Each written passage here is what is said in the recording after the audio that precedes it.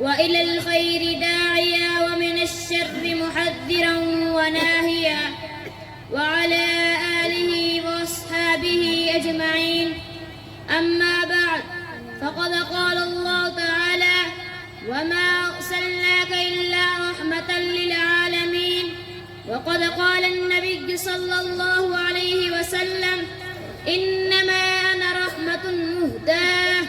وكذلك قال عليه السلام: إنما بعثت معلما.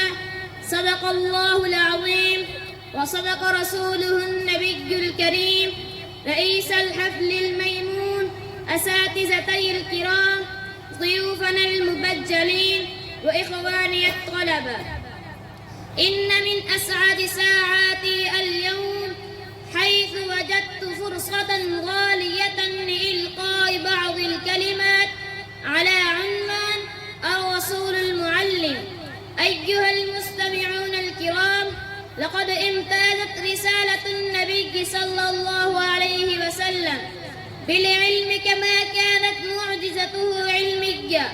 يقول الله تعالى: هو الذي بعث في الأميين رسولا منهم يتلو عليهم آياته ويزكيهم ويعلمهم الكتاب والحكمة.